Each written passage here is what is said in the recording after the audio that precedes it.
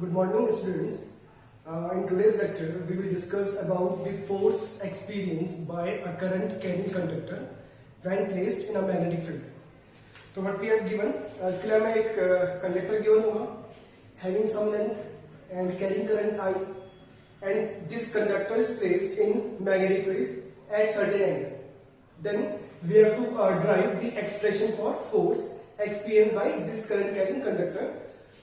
तो स्टूडेंट्स हमने ले लिया consider conductor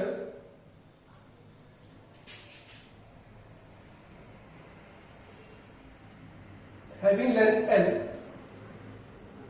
and area of cross section capital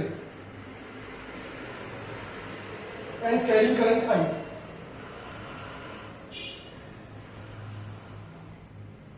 This is current, direction of current. What we have given?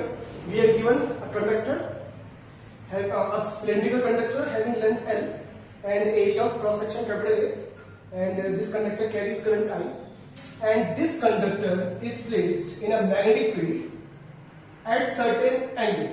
Suppose this is direction of magnetic field. This is B vector, and suppose this is angle theta. Now students, what is this angle theta? This angle theta is between the direction of magnetic field and current element. आपको ध्यान होगा students, मैंने आपको पहले ही बताया था, the direction of current element is given by current. This is direction of current element, and current element is a vector quantity. So this is the angle between magnetic field lines and current element, जो हमने यहाँ पे theta use किया हुआ है. अब देखिए students, आपको सभी को पता है कि अगर करंट इसमें फ्लो हो रही है लेफ्ट टू राइट, तो इसके अपोजिट में इलेक्ट्रॉन होगा, क्योंकि electron will always flow opposite to the direction of current. तो इसके अंदर एक इलेक्ट्रॉन नहीं, कुछ इलेक्ट्रॉन्स होंगे जो इसमें फ्री इलेक्ट्रॉन्स है, वो ड्रिफ्ट कर रहे होंगे. They are drifting opposite to the direction of magnetic field, sorry opposite to the direction of current. This is D, drift velocity of electrons. आप सभी को पता है ड्रिफ्ट वेलोसिटी क्या होती है. तो अगर direction of current left to right है इसमें, तो जो इलेक्ट्रॉन्स हैं वो ड्रिफ्ट कर रहे होंगे अपोजिट डायरेक्शन में, ये आप सभी को पता है. तो अब हमें फोर्स फाइंड करना है कि इस कंडक्टर में कितना फोर्स एक्सपीरियंस होगा.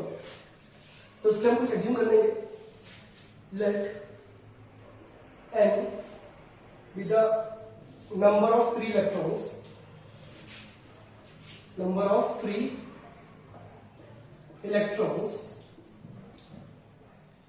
in the conductor. ठीक है स्टूडेंट्स, हमने n इलेक्ट्रॉन्स ले लिए हैं, फ्री इलेक्ट्रॉन्स इस पूरे कंडक्टर के ऊपर. Sorry, n number of electrons, number of free electrons पर यूनिट वॉल्यूम. सॉरी स्टूडेंट्स, हमें गलती हुई है. नंबर ऑफ इलेक्ट्रॉन्स पर unit volume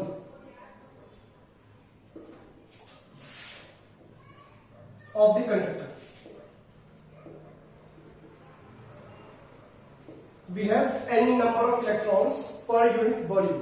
Now, as you can see, we have just studied about the formula of force experienced by a charge when placed in a magnetic field.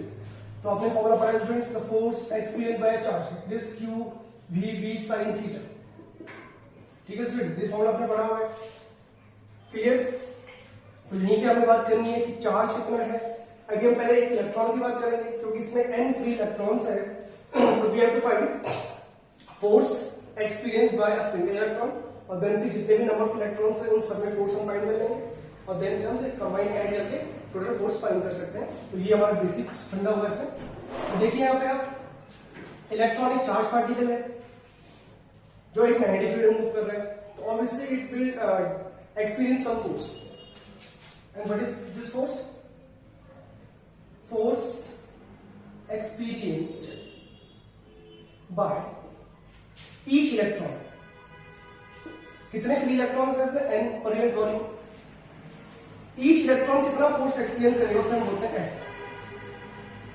The formula of force is given by, आपने भी पढ़ा हुआ है, Q V cross B in vector form. आपको बताया था, इसको vector form में ले सकते हैं.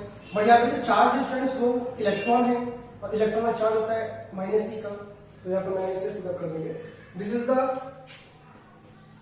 Force experienced by each electron. Clear students? Where we, यहां पे हम इसे VD कर देंगे। VD is the drift velocity, जिस वेलोसिटी से ड्रिफ्ट कर रहे हैं, किस मैग्नेटिक फील्ड में प्लेस किया हुआ चार्ज इतना। Clear students? नाउ अब हम बात करेंगे इसमें the direction of this force. थोड़ा ध्यान से देखिए, the direction of this force is given bye VD cross B। This is VD, this is B। तो VD क्रॉस B अगर आप ध्यान से देखें तो VD क्रॉस B हम करेंगे तो क्या आएगा, इनवर्स। फिर आगे देखिए इसके आगे से माइनस साइन लगाओगे, तो माइनस साइन लगाओगे स्टूडेंट्स, इसका मतलब the direction of F is given by negative of VD cross B। मतलब अगर VD क्रॉस B की डायरेक्शन इनवर्स है तो minus of VD cross B क्या होगा, आउटवर्ड्स। आपको पता है students, A cross B and minus B cross A, अगर मैं इस तरह लिखूं तो इन दोनों की डायरेक्शन अपोजिट होती है। ये सभी को पता है, क्लास 11 में हमने पढ़ा था। तो आप यहाँ पे ध्यान से देखिए, the direction of VD cross B it's inverse, अंदर की तरफ है, बट माइनस साइन आगे चल रहा है। तो it means the direction of this force is vertically or radially outwards. It means this is the direction of force experienced on the each electron. Now, outward direction of force experienced हो रहा है, total force। अब हमारे पास total force कितना होगा students, वो find करना है, क्योंकि अभी तो हमने केवल एक ही इलेक्ट्रॉन के लिए फोर्स फाइंड किया हुआ है। हमें पता है इसमें काफी सारे इलेक्ट्रॉन्स हैं, तो हम पहले ये कैलकुलेट करेंगे टोटल नंबर ऑफ इलेक्ट्रॉन्स कितने हैं इस कंडक्टर में। Total number of free electrons,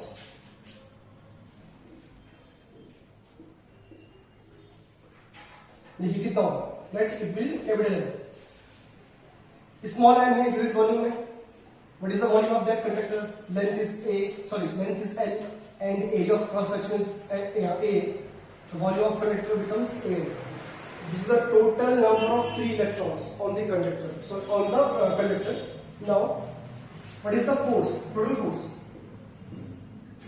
total force experienced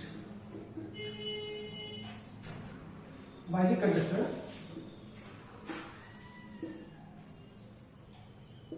it will be given by as capital F। देखिए सिंगल इलेक्ट्रॉन इतना फोर्स एक्सपीरियंस कर रहा है, टोटल नंबर ऑफ इलेक्ट्रॉन्स हमारे पास इतने हैं, तो टोटल नंबर फोर्स कितना होगा, obviously students n into F factor. यहां पर समझ में आ गया होगा स्टूडेंट्स, क्योंकि यहां पे देखिए क्या है, हमारे पास n इलेक्ट्रॉन्स है, सारे के सारे इलेक्ट्रॉन्स इस डायरेक्शन में ड्रिफ्ट कर रहे हैं। तो अभी हमने देख लिया direction of force, single electron के लिए कहा रही आउटपुट आ रही थी, तो ऐसे जब सारे इलेक्ट्रॉन ड्रिफ्ट करेंगे टुवर्ड्स दिस एंड, तो सब में फोर्स की डायरेक्शन आउटवर्ड ही होगा। तो सब फोर्स को हम क्या करेंगे, ऐड ना करके, क्योंकि n इलेक्ट्रॉन्स है हमारे पास, इतने फ्री इलेक्ट्रॉन्स है टोटल, तो इतने टाइम्स मुझे फोर्स को ऐड करना है, उससे बढ़िया इसको n से मल्टीप्लाई कर लेते हैं। ये आपको मेथड पता होगा स्टूडेंट्स। अब यहाँ आपको वैल्यूज पुट अप करनी है, total force becomes F factor is equal to the value of n is NaN and the value of F is this one, तो negative of E VD cross B। This is our force. अब इस फॉर्मूले को हमें थोड़ा simplify करना पड़ेगा, तो उसके हम यूज करेंगे फॉर्मूला ड्रिफ्ट वेलोसिटी का, जो हमने लास्ट कुछ टाइम्स पहले पढ़ा था। The formula of drift velocity as we know that VD is equal to NaE NaEL।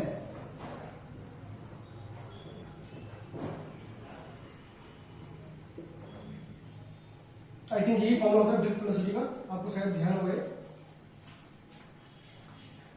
NaEL, this is the formula of drift velocity. तो स्टूडेंट्स आई थिंक ये formula कहीं गलत तो नहीं है, सॉरी स्टूडेंट्स मैंने आपको गलत बातें होंगे।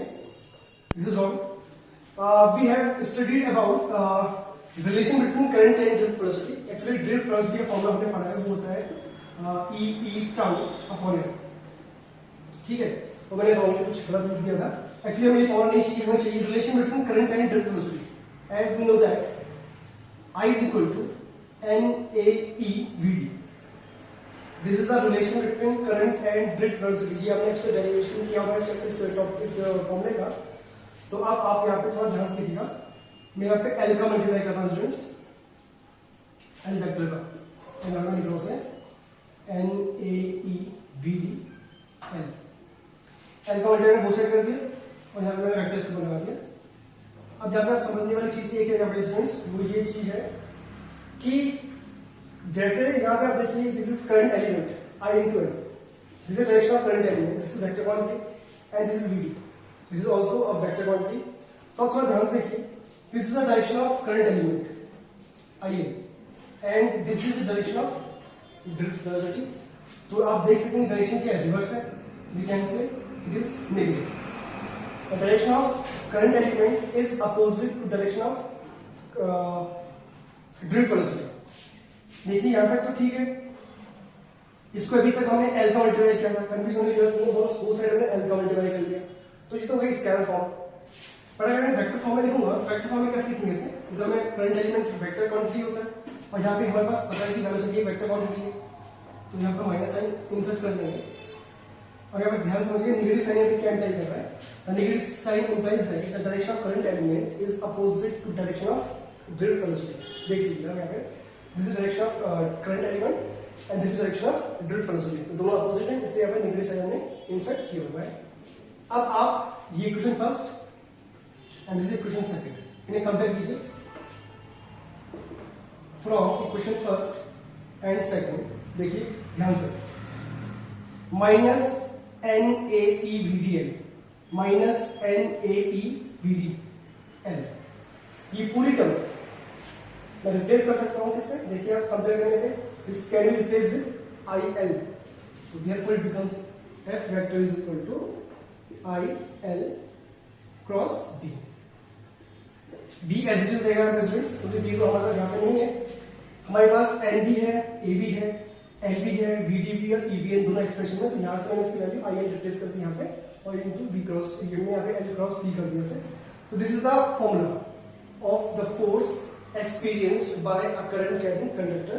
ये है वेक्टर फॉर्म, आप चाहे तो इसे स्केलर फॉर्म में लिख सकते हैं, F in scalar form it is written as ILB sin theta. अब यहाँ पे आप समझिए स्टूडेंट्स ये थीटा क्या है, this theta is the angle between, यहाँ पे आपको लग रहा होगा कि L क्रॉस B है, एक्चुअली स्टूडेंट्स ये पूरा एक वेक्टर है जिसे हम बोलते हैं करंट एलिमेंट IL। तो this is the direction, this is the angle between the current element and magnetic field. देखिए this is current element, this is magnetic field, तो the angle between them is theta. ठीक है students, यहाँ पे ध्यान ये रखने वाली चीज है कि ये एंगल L और B के बीच नहीं है, ये है the angle between current element and magnetic field vector. तो ये हो गया इसकी स्केलर फॉर्म। अब हम यहाँ से देख सकते हैं स्टूडेंट्स कि फोर्स मैक्सिमम कब होगा, मिनिमम कब होगा। अगर हम बात करें डायरेक्शन ऑफ फोर्स की, फोर्स की डायरेक्शन क्या होगी इसमें, तो आप स्टूडेंट इजीली बता सकते हैं। देखिए as you can see the direction of force is given by IL cross B। IL is the current element vector and this is magnetic field, this is IL vector, this is B vector, तो we can say direction of force vector is given by right hand thumb rule. तो आप IL से B की तरफ जाएंगे तो हमारे outward, तो we can say this current carrying conductor experience a force in a direction upward, in a vertically upward direction, या we can say vertically या radially outward direction. This is radially outward direction, तो हम ये कह सकते हैं कि force की डायरेक्शन से आउटवर्ड होगी, and this is the expression vector form and this is scalar form. Now we have some special cases.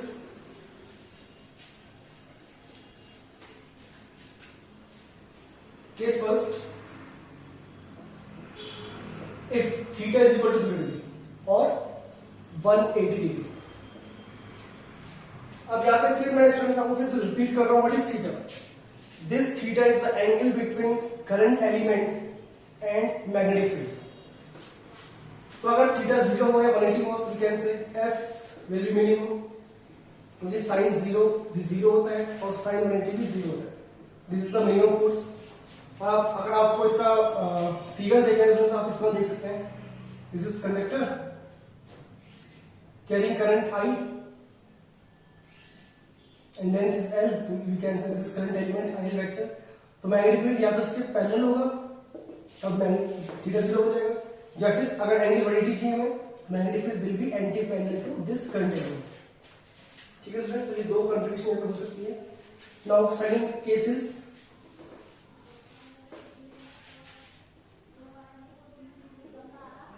then या if theta is equal to 90 degree, if theta is equal to 90 degree तो आप सभी को पता है students sin 90 maximum होता है और उसकी वैल्यू 1 होती है, we can say it becomes ILB. So we can say the force experienced by a current carrying conductor will be maximum when the angle between current element and magnetic field vector is 90 degree. This is conductor carrying current in this direction, length is L, we can this current element, and if the magnetic field is perpendicular to this current element, then the force experienced by this conductor is maximum, and the direction of this force in this case, देखिए students आप यहाँ पे direction of force find करने के लिए आपके पास दो rules हैं. आप तो राइट हैंड रूल भी लगा सकते हैं, राइट हैंड थंब रूल, जैसे अभी मैं यहाँ पे अप्लाई किया था, ठीक है, सभी को पता है. या फिर आप फ्लेमिंग्स लेफ्ट हैंड रूल भी अप्लाई कर सकते हैं.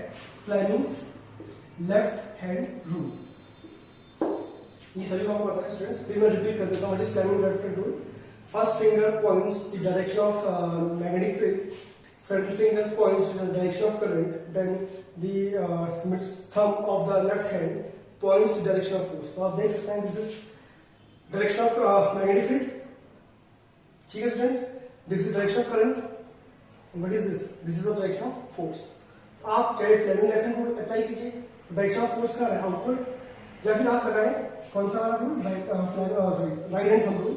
तो आप देखेंगे आई एल क्रॉस बी, तो यहाँ देखिए I L, this is I vector, this is B vector, तो I L cross B. Thumb इस बार भी क्या है, आउटवर्ड.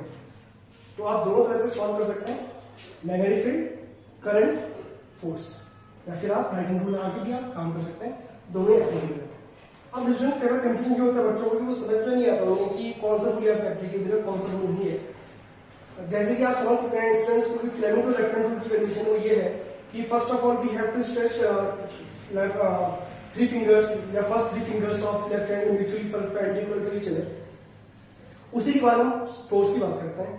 तो स्टूडेंट्स यहाँ पे कंडीशन देखिए, आप ध्यान से कंडीशन देखिए. तो मैग्नेटिक फील्ड, करंट, ये दोनों आपसे म्यूचुअली परपेंडिकुलर है, और फोर्स तब हम थंब्स यहाँ पे रूल अप्लाई कर सकते हैं. या फिर थोड़ा ध्यान से देखिएगा स्टूडेंट्स, मैग्नेटिक फील्ड और करंट एलिमेंट की जो एंगल 90 डिग्री नहीं है, तो यहाँ पे हम Fleming left hand rule apply नहीं कर पाएंगे. समझ सकते हैं क्यों? क्योंकि यहाँ फ्लेमिंग लेफ्ट हैंड रूल का मेथड ये है कि हमें तीनों फिंगर म्यूचुअली परपेंडिकुलर चाहिए होती हैं. और यहाँ थोड़ा आप ध्यान से देखिएगा, तो मैग्नेटिक फील्ड और करंट एलिमेंट के बीच एंगल 90 नहीं है, के बीच एंगल 90 नहीं है, तो यहाँ पे मैं Fleming left hand rule apply नहीं कर पाऊंगा. यहाँ पे अप्लाई करना पड़ेगा राइट हैंड थंब रूल. हाँ, जब करंट एलिमेंट और मैग्नेटिक फील्ड के बीच एंगल 90 डिग्री होगा तो आप इजीली यहाँ पे Fleming left hand rule apply कर सकते हैं. So this is our force experience by current carrying conductor in magnetic field. ये डायरेक्शन में पूरा कर लिया. आई होप स्टूडेंट्स ये टॉपिक आपको समझ में आया अच्छे से. इसके बेस्ड हम कुछ अच्छे क्वेश्चंस और कुछ और टॉपिक हैं भी आगे, वो हम नेक्स्ट लेक्चर में डिस्कस करेंगे. So thank you.